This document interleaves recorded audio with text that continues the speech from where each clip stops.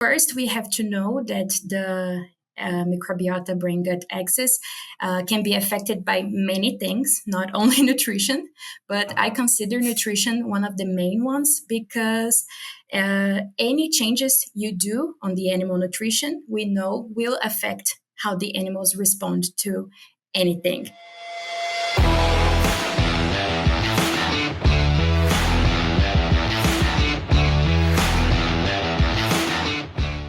Welcome to the Swine Nutrition Blackbelt Podcast, the latest swine nutrition research digested for you.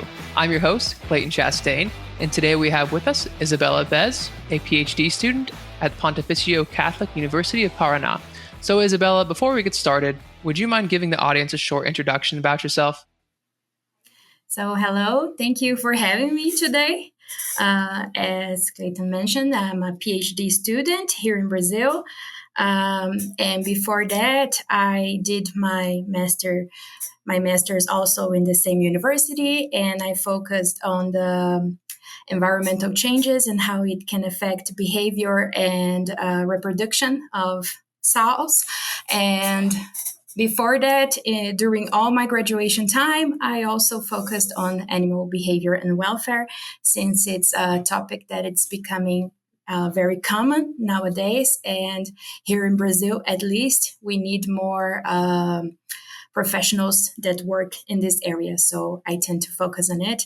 And since we have new laws that are becoming like important laws here in Brazil regarding animal welfare, a lot of people are studying in this area, and I am one of them. Gotcha. Yeah, I wanted to ask you about some of that work that you've done because I've seen some of the research that you've published on the influence of the microbiota on swine behavior and welfare through the gut-brain axis. And I know that this is a very large and complex topic, and we're talking those nutritional neurological connections. There's a lot to dig into there. And we have only 10 minutes or so, but we'll try to squeeze in as much as we can. But I guess to start us off, what kind of correlations have you found between the gut microbiota and the pig's behavior? So our research group, we mainly focus on finding alternatives to growth promoters, antibiotic growth promoters, since it's already forbidden in Europe. In Brazil, it's common to use it. It's not forbidden yet. But since we are having these changes in consumers' perception and the resistance, that it's a upcoming topic too, we are focusing on these alternatives, and we research about phytogenics, enzymes, and other alternatives that can be used to prevent the resistance. And we tend to see if changing these antibiotics, if we have any changes on the microbiota through histological analysis and also the microbiome analysis, which is a new one that we can do. And regarding to that, we also do behavioral tests, and we do this correlation between the gut analysis and the behavior test to see if there's any changes or positive changes that we expect with the animals. And we are doing that because there is a lack of literature regarding this axis on pigs behavior. So we have a lot of studies in humans and lab animals, especially rats. And for pigs that I know nowadays, we only have the association between this axis and tail biting. But we know there is a major behavior abnormalities that we can see in pigs, especially in the nursery phase, which is the one we focus on here in our research group.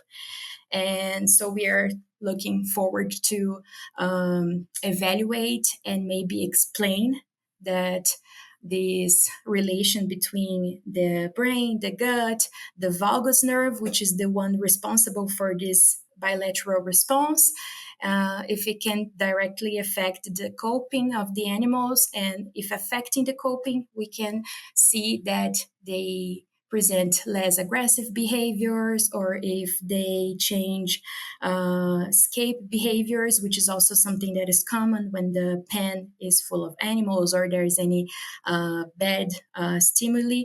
And also, in general, the state of vigilance of the animals or anything regarding that, especially social interactions, which we want to be only positive.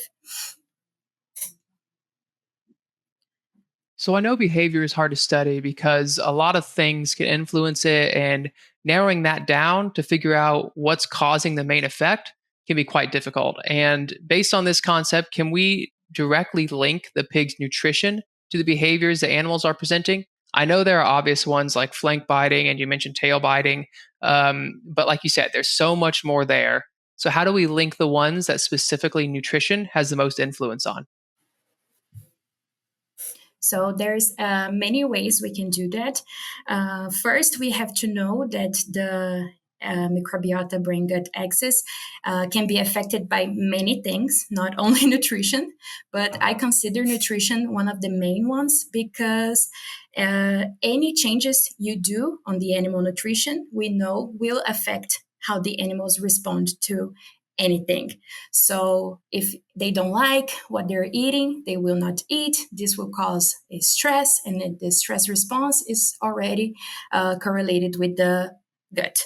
And if you add some new additive to the feed that can cause a positive impact in whatever you want. If they like that, they will respond one way. If they don't like that, they will respond another way. I can cite, for example, the addition of essential oils in feed. We've seen here in our research group that there are some animals that don't like the taste of the essential oils in the feed, so they don't eat, or they eat less, or if they eat, their response to the essential oils will not be positive because it's something they don't like. And we have the contrary, where animals like the taste, like the feed, and the effects will be positive. So it's like a big place to study with many connections. But mainly talking about feed, I would say that we have to pay attention to nutrition. I mean, we have to pay attention to if the nutritional levels are being attended for the phase that you're working with, because this gut brain axis will be influenced in all the phases independent of the age of the animals. But we mainly see changes in the nursery phase, which is like the hardest phase for the animals because they just been weaned, and they are in a new ambient, and they have new animals in their group. So it's the harder phase, as we know. And if we gave the animals a good nutrition that will make their microbiota grow the good microorganism that they need, we expect them to have a good response in behavior. So not having many fights, presenting an active coping behavior, but meaning that they will interact with each other, but in a positive way, and etc. Another thing that I can mention in nutrition is the thing that I said before, which is like the addition of new alternatives to the antibiotics. So depending on what you choose, we know that they will have a different effect on this axis. There is many studies for rats that show that probiotics are a very good alternative because they will directly act on the microbiota and making positive changes. And with that, they will cause good behavior. And we can cite also, not mentioning alternatives, but we also know that diets with a higher fat content will develop better absorption of nutrients and nutrients. And with that, we have the shorty chain fat acids, which are also related with a good immune response because of all their chain of action. And with that, with a good immune response, we also see that the animals will present a better coping response and a better behavior. So there are many factors that we can link to this axis and the behavior and the nutrition. Gotcha. And from a commercial standpoint, what are some practical strategies that you feel farmers can employ to promote a healthier gut microbiota, and how might this positively affect animal welfare? So for me, I like to joke that there is the perfect word, which is what we would expect.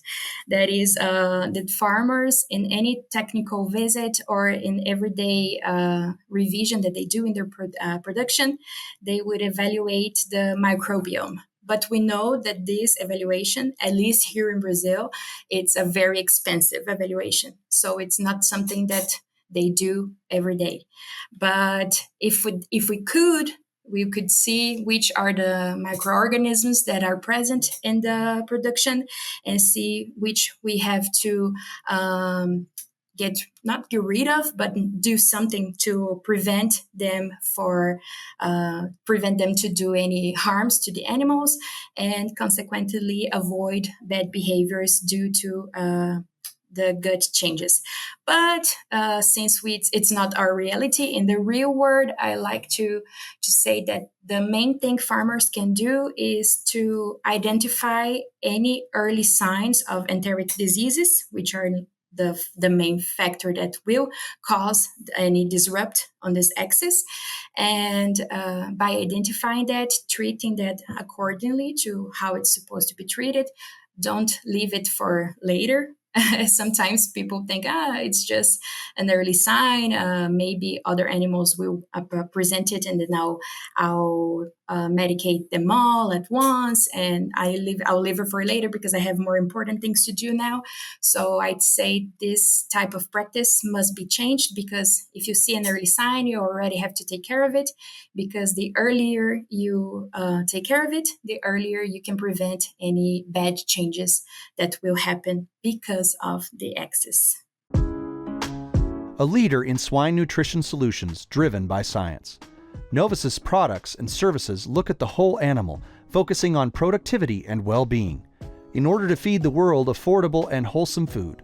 For more information, visit Novus's website at www.novusint.com. Gotcha. Well, I believe that's all the time we have. So thank you again, Isabela, for coming on the show and sharing all your research with us. Oh, I thank you. If I could, I would speak a lot more, but I think it's interesting for people just to know that this exists and research about it and search about it, and also do research about it, because we have this lack of research, as I mentioned. Yeah, absolutely. It's definitely an area that needs some more interest. But thank you again. And thank you for listening to the Swine Nutrition Blackbelt Podcast. Please visit us at swinenutritionblackbelt.com. And don't forget to subscribe to our podcast channel so you won't miss out on the next episode. See you next week.